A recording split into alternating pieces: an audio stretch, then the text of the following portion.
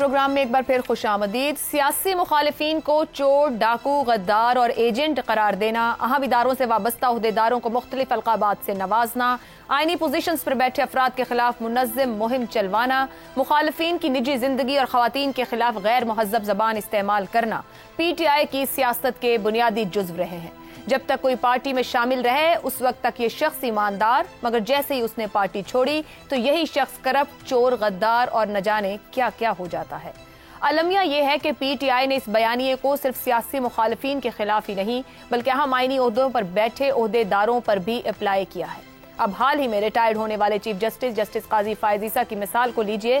قاضی فائز عیسیٰ middle London کے temple hall پہنچے، ان کی گاڑی عمارت کے اندر داخل ہونے اور نکلنے کے دوران پی ٹی آئی کے حامی مظاہرین نعرے لگاتے گاڑی کے پیچھے دوڑتے بھی نظر آئے۔ پی ٹی آئی گزشتہ ہفتے سے ہی سوشل میڈیا پر اس مظاہرے میں شامل ہونے کی کال دے رہی تھی اور کئی پی ٹی آئی رہنما خود بھی مڈل ٹیمپل کے باہر موجود تھے، جن میں زلفی بخاری، ملیکہ بخاری اور دیگر شامل تھے۔ پی ٹی آئی کارکن گالیوں بھرے نعرے لگاتے رہے۔ حکومت پاکستان کی طرف سے اس واقعے کے ذمہ داروں کے خلاف کارروائیاں بھی شروع کی جا چکی ہیں، مگر کیا حکومتی کارروائیاں ایسے واقعات کو روک سکتی ہیں؟ جب خود پی ٹی آئی کے سوشل میڈیا پر اس واقعے کو فخر کے ساتھ پیش کیا جا رہا ہو، اور تو اور پی ٹی آئی کے سیکریٹری اطلاعات وقاص اکرم جیسے سیاستدان ٹی وی پر آ کر کہہ رہے ہیں کہ لنڈن میں جو کچھ قاضی فائز عیسیٰ کے ساتھ ہوا وہ اس کی مذمت نہیں کریں گے۔ ایسے میں بڑے سوالات یہی ہیں کہ پی ٹی آئی کس طرح کی نظیریں بنا رہی ہے۔ اس سے پہلے بھی پاکستان کے اہم سیاسی لیڈرز، اہم پوزیشنز پر فائز رہے افراد کے خلاف پی ٹی آئی یہ سب کچھ کرتی آئی ہے۔ اگر اس روایت کو دوسری سیاسی جماعتوں نے بھی اپنا لیا تو پھر کیا صورتحال بن سکتی ہے؟ نون لیگ کی قیادت واضح انداز میں کئی جسٹس صاحبان کے فیصلوں پر تنقید کرتی رہی، مگر کیا ان میں سے کسی جج کو اس طرح سے ہراساں کرنے کی کوشش کی گئی؟ کیا پیپلز پارٹی نے 1988 میں اقتدار میں آنے کے بعد بھی ایسے ججز کو ہراساں کیا جنہوں نے ذوالفقار علی بھٹو کو سزائے موت سنائی؟ آمروں کو جواز دینے والے، وزرائے اعظم کو برطرف کرنے والے، من پسند سیاستدانوں کو صادق و امین قرار دینے والے ججز پر تنقید تو ضرور ہوئی، مگر یوں کسی کو ہراساں کرنے کی کوشش کی گئی کیا؟ اسی معاملے پر گفتگو کریں گے۔ پینل کے لیے سوال: ریٹائرڈ چیف جسٹس کے خلاف احتجاج، سیاستدان ہی نہیں اہم پوزیشنز پر فائز رہے عہدیداروں کے خلاف بھی مظاہرے، گالی گلوچ، پی ٹی آئی کس طرح کی روایات کو پروان چڑھانا چاہ رہی ہے؟ زیغم صاحب۔ دیکھیے، عمران خان کی جو سیاست ہے وہ ایک ڈیماگوگ کی سیاست ہے، اور ڈیماگوگ کی سیاست میں مخالفین کو، اور مخالفین صرف سیاسی نہیں کسی بھی طرح کے ہوں، جن کو وہ مخالف سمجھیں، اور وہ چاہے صحافت میں ہوں، چاہے وہ بیوروکریسی میں ہوں، چاہے وہ سیکیورٹی کے ادارے میں ہوں، چاہے وہ انصاف کے ادارے میں ہوں، اگر ان کو مخالف سمجھا جاتا ہے تو ان کو لیجیٹیمیٹ نہیں سمجھا جاتا۔ اگر ہم دیکھیں تو 3 حصوں میں ہم تقسیم کر سکتے ہیں پی ٹی آئی کی ہسٹری کی، جس میں انہوں نے اپنے مخالفوں کو ایلیمینیٹ کرنے کی کوشش کی ہے، پولیٹیکل طور پر یا پبلک میں۔ پہلا فیز تھا 2014 سے 2018 تک۔ یہ وہ فیز تھا جب وہ لاڈلے تھے، جب ان کو لایا جا رہا تھا، جب پولیس مین کوئی اور تھا لیکن مرضی ان کی چل رہی تھی، یا یوں سمجھیں تھانے دار کوئی اور تھا لیکن سپاہی وہ بنے ہوئے تھے، اور دوسری تمام جماعتیں جو حکومت میں تھیں وہ حکومت میں ہوتے ہوئے چور تھیں۔ تو یہ چور سپاہی اس طریقے سے پی ٹی آئی کھیل رہی تھی کہ اپوزیشن میں ہوتے ہوئے وہ سپاہی تھی، اور دوسری جماعتیں حکومت میں رہتے ہوئے چور تھیں، کیونکہ سسٹم ان کے ساتھ کھیل رہا تھا۔ پھر وہ حکومت میں آ گئے، پھر تو وہ خود تھانے دار بن گئے، پھر چور سپاہی کھیلا، خوب کٹ لگائی، 2022 تک ایلیمینیٹ کرنے کے کافی قریب آ گئے دوسری جماعتوں کو، بے شمار رگڑا لگایا۔ لیکن جب وہ حکومت سے نکلے تو پھر یہ تیسرا فیز شروع ہوتا ہے، جب ان کے پاس سسٹم کی طاقت نہیں رہی، حکومت کی طاقت نہیں رہی۔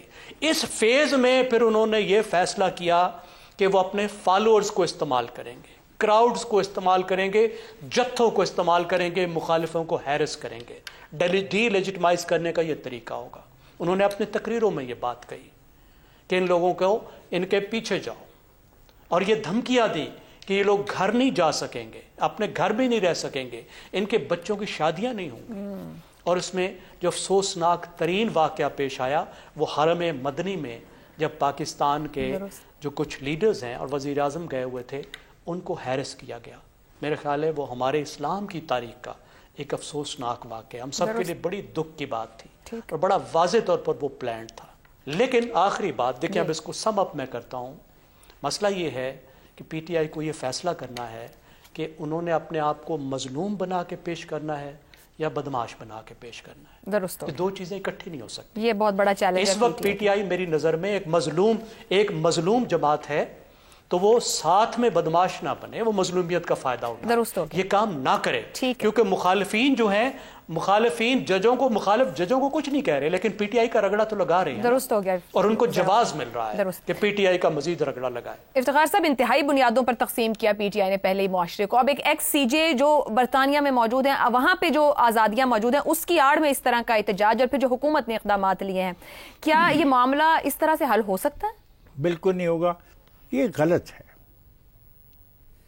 یہ بدماشی جو ہے یہ مناسب نہیں ہے، اور یہ سوچنا کہ اس کا ریٹیلیشن نہیں ہو سکتا، کوئی گارنٹی نہیں ہے، کوئی گارنٹی نہیں ہے. کیونکہ دیکھیں، پاکستان کا جو معاشرہ ہے یہ آپس میں تقسیم شدہ معاشرہ ہے. کوئی پتہ نہیں بدماشی کرنے والے کا کیا موقف ہو اور کس کے خلاف ہو، جو کر رہا ہو اس کا موقف کیا ہو. تو پھر سول وار ٹائپ ایک چیز ہو سکتی ہے. اور یہ میں نہیں کہہ رہا، یہ فواد صاحب نے، اور وہ جو ایک دوست تھا ان کا جو وہ اسٹریچر پہ آیا کرتا تھا گیس لگا کے، آکسیجن لگا کے، آج کل امریکہ میں ہوتا ہے، میں نام بھول جاتا ہوں اس کا، شہباز گل. انہوں نے کہا کہ یہ گلی گلی محلے میں جھگڑا ہو سکتا ہے، سول وار ہو سکتی ہے، ملک کے اندر ٹکڑے ہو سکتے ہیں. تو یہ باتیں سب انہوں نے کی ہیں. اور اب یہ جو حرکت کر رہے ہیں، یہ پتہ ہے شرمندگی میں اپنے آپ کو شرمندہ محسوس کرتا ہوں ایز اے پاکستانی. میری ساری قوم تو ایسی نہیں ہے نا. بالکل ٹھیک ہے، قوم میں تقسیم ہے سیاسی، اس کا اظہار کریں، جب الیکشن آئے ووٹ دے، جب جلسے میں جانا ہو تقریریں کرے. لیکن یہ جو ہے نا کہ بچوں کی شادیاں نہیں ہوں گی، ان کے ساتھ اسکولوں میں مت جانا. صرف آپ ہی نہیں پاکستان میں بستے، آپ کے مخالف بھی پاکستان میں رہتے ہیں. آپ کو ہائیسٹ ووٹ ملے ہیں، آپ 37% ووٹروں کے ساتھی ہیں، باقی ووٹ آپ کے خلاف پڑا ہے، اور وہ بھی کوئی نہ کوئی جذبات رکھتے ہیں. درست ہو گیا. تو خدا کا واسطہ ہے اس عمل کو کنڈیم کریں. ٹھیک ہو گیا. شہزاد صاحب، پاکستان تحریک انصاف نے اس اینڈ ادرز کی یہ جو تقسیم ڈالی ہے وہ سیاسی نہیں، سماجی طور پر بھی نقصان دے رہی ہے، انتشار پیدا کری. تلافی کیسے ممکن ہے، یا ان بیمار رویوں کو کیسے ہینڈل کیا جانا چاہیے؟ بدقسمتی سے دنیا بھر میں سیاست اس طریقے سے بڑھتی جا رہی ہے، اور اس کی بڑی ساری وجوہات ہیں. بہت کتابیں ہیں، بہت لٹریچر لکھا گیا ہے اس کے اوپر، اور لکھے جا رہے ہیں اس کے اوپر کہ کیا وجہ کیا ہے کہ اس طریقے سے تقسیم، پولرائزیشن جو آ گئی ہے. ہم تو عمران خان کو اس کا ٹھہراتے ہیں ذمہ دار، لیکن کہیں نہ کہیں پہ اس کے اندر کچھ ایسے جسے کہتے ہیں کہ انسانی اور سویلائزیشنل پہلو ہیں جو کہ اس کی پیچھے بیٹھے ہیں. بہرحال وہ ایک لمبی بحث ہو جائے گی. آتے ہیں آپ کے سوال پہ. دیکھیے، قاضی فائز عیسیٰ صاحب کے دو شخصیت کے پہلو ہیں، ایک چیف جسٹس کے طور پہ اور ایک عام شہری کے طور پہ. جب وہ ریٹائر ہو گئے تو وہ ایک عام شہری بن گئے. مجھے خاص انٹرسٹ ہے ان کے عام شہری کے رول سے. جو فائز عیسیٰ صاحب نے چیف جسٹس کے طور پہ کیا، میں اسے اگری کروں نہ کروں، وہ جو عمل ہے وہ پاکستان میں ہے. پاکستانی جو پاکستان میں رہتے ہیں، جو اس عمل سے اثر انداز ہوئے، کچھ ان پہ اثر پذیر ہوئے، وہ اپنا رویہ، وہ اپنا جو اس طریقے سے شو کرنا چاہتے ہیں، اس کے بھی تمیز اور تہذیب کے دائرے کے اندر رہ کے کیا جا سکتا ہے، لکھا جا سکتا ہے، بولا جا سکتا ہے، کیونکہ ان کے فیصلے پاکستان میں تھے. لیکن ایک عام شہری ملک سے باہر، اور ایسے ملک کے اندر جہاں پر کہ شخصی آزادی کی اتنی اہمیت ہے کہ اس کو کسی بھی طریقے سے قدغن نہیں لگا جا سکتا. وہاں کہا جاتا ہے کہ آپ کی آزادی، آپ کی جہاں ناک ختم ہوتی ہے وہاں پہ ختم ہو جاتی، اس کے بعد دوسرے شخص کی آزادی اسٹارٹ ہو جاتی.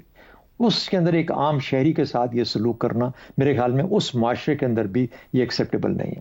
اچھا، ہیونگ سیڈ، اور یہ قابل تعزیر بھی ہے، یعنی اس کو وہاں کے قانون کے مطابق قابل تعزیر بھی سمجھا جائے گا اگر آپ کسی کی زندگی میں کسی کی آزادی کے اندر اس طریقے سے مخل ہو رہے ہیں. لیکن ایک چیز مجھے ضرور کھٹکتی ہے، 227D، جو کہ میں انگلینڈ میں رہ چکا ہوں سفارت خانے میں. 227D پاکستانی ہائی کمیشن کی گاڑی کا نمبر ہے. جب آپ پاکستان کی ہائی کمیشن کی گاڑی میں آتے ہیں تو پھر ایک عام شہری کے طور پہ نہیں آ رہے، پھر آپ پاکستانی ریاست کو لے کے آ رہے ہیں. بٹ اس کے باوجود کیا یہ عمل جو کیا گیا وہ درست ہے؟ کہ جس طریقے سے آپ لوگوں نے ریئیکٹ کیا، کیا یہ درست ہے؟ یہ پاکستان کی ساکھ کو خراب کرنے والی بات ہے، ایک پاکستان کا امیج خراب ہو رہا ہے. یہ ایک ٹائم کیپسول میں یہ سمجھیں پیچھے رہ جاتے ہیں لوگ جو باہر چلے جاتے ہیں نا، وہ اسی انداز میں دیکھتے ہیں ملک کو جس طریقے سے شاید آج سے 5 سال پہلے تھا، 10 سال پہلے تھا. اب تو یہاں پر عمران خان اور پی ٹی آئی کا رویہ بھی بدلتا جا رہا ہے. بے شک یہ تمام چیزیں جو آپ نے ذکر کیا بالکل ٹھیک ذکر کیا. ہماری سیاست اور ہمارے ڈسکورس اور زبان میں جو خرابیاں آئی ہیں سیاست کی زبان کے اندر، وہ اس کی بنیاد یہیں سے سٹارٹ ہوتی ہے. لیکن کیا وہ لوگ بھی سیکھیں گے جو وہاں رہتے ہیں ان کی سیاست سے، اور پھر وہ سیاست ہمیں سکھائیں گے، یا ہماری وہ سیاست جو کہ گزر چکی اس کو لے کے وہاں پر اس طرح کا گند مچائیں گے جو کہ پاکستان کا نام خراب ہوگا. تو میرا خیال ہے کہ یہ چیزیں روایات پی ٹی آئی کی، وہ روایات جو کہ پاکستان میں وہ قائم کرے گی، میرا انٹرسٹ ان سے ہے، وہ بھی کوئی اتنی نہیں ہے، ایسی امپریسو نہیں ہے کہ ان کی بات کی جائے. ہمیں سب کو اپنے عمل پہ دیکھنا پڑے گا. جی حماد صاحب، پی ٹی آئی کو اس صورتحال میں پہنچانے میں زیادہ کردار کس کا رہا؟ کیا عمران خان کا، بیانیے کا، نفرت کا، یا سوشل میڈیا کا؟ ہاں گنجلک ہو گیا سوال، لیکن چلیے میں کوشش کرتا ہوں. دیکھیے، یہ آمرانہ مزاج کو جب عوامی تائید حاصل ہو جاتی ہے تو اس میں یہ ساری ٹینڈنسیز پائی جاتی ہیں، جتنا آپ نے انٹرو میں ذکر کی نا چیزیں، یہ سب آ جاتی ہیں. اور جس طرح کہہ رہے ہیں شہزاد صاحب بھی کہ دنیا میں ہمیں نظر آ رہا ہے، تو یقیناً اس میں سوشل میڈیا کا بہت بڑا ہاتھ ہے. وہ ایک ببل بناتا ہے، اور وہ کیا ہوتا ہے اس میں بہت کچھ لکھا گیا، اور ہم ایک ایسے دائرے میں بند ہو جاتے ہیں، ہمیں لگتا ہے کہ اس کے علاوہ تو کوئی خیال پایا ہی نہیں جاتا ہے. یہ واحد خیال ہے جو ممکن ہے، وہ ایک لاگرتھمز کی جو سائنس ہے وہ آپ سب جانتے ہیں. مسئلہ اب یہ ہے کہ خان صاحب نے ایک نعرہ لگایا، انا الحق. یہ نعرہ سیاست میں لگانا ایک خوفناک عمل ہے. اس کا مطلب یہ ہوتا ہے کہ آپ اسے حق و باطل کی جنگ بنا رہے ہیں، کہ جو لوگ میرے ساتھ ہیں، اسن آپ نے کہا نا اسن دم، تو یہ آپ کہتے ہیں ہم حق پہ کھڑے ہیں، ہم یعنی ہمارے پیچھے خدائی تائید شامل ہے، اور یہ جو دوسرے ہیں یہ باطل، یہ شر کا استعارہ ہیں. تو اس کا معنی کیا ہوتا ہے کہ سیاسی مخالفتیں وغیرہ ختم ہو جاتی ہیں.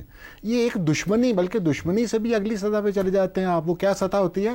آپ اسے دو پائے کی سطح سے ہی معزول کر دیتے ہیں، اپنے مخالف کو آپ انسانیت کے شرف سے ہی محروم کر دیتے ہیں. آپ یہ سمجھتے ہیں کہ یہ تو کوئی اور اس کے پیچھے بڑی تاریخ موجود ہے.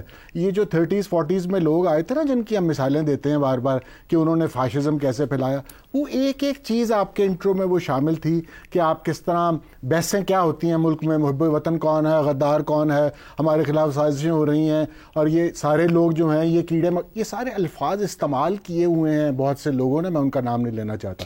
تو وہ سب کچھ ہم نے دوبارہ کیا، اور پہلے دن سے کیا، اور پھر ہم نے اداروں کو پہلے حملے کرنے شروع کیے. اس کے بعد ہم نے ایک ایک آدمی کا نام لے کر ہر اہم عہدہ، اپنے سیاسی مخالفین سمیت ہر اہم عہدہ میں کہہ رہا ہوں کہ ان سب پہ ہم نے حملہ کیا، اور پھر ان کو معاشرے میں جتھوں کی صورت میں ہم نے حملے شروع کر دیے. اس کی بھی درجن بھر مثالیں ہیں. لہٰذا ایک گروپ ہوا کرتا تھا، یوتھ گروپ جرمنی میں، وہ اپنے خاندان کے لوگوں کی بھی مخبری کیا کرتے تھے کہ یہ آدمی نازیزم کا حامی نہیں ہے. تو خدا نہ، میں اب اس میں آگے باتیں کرتا، آخری فقرہ بول رہا ہوں کہ عدم برداشت کا جو رویہ ہے یہ واحد چیز ہے جس کی طرف ہم سب کو عدم برداشت کا رویہ اختیار کرنا چاہیے. ٹھیک ہو گیا جی، پروگرام کریں گے. آپ میرے ساتھ ہیں تو ہیں، آپ میرے ساتھ نہیں، مخالف ہیں تو یو آر نو بڈی. اس متعلق حکومت، معاشرے، ریاست سب کو سوچنا ہوگا.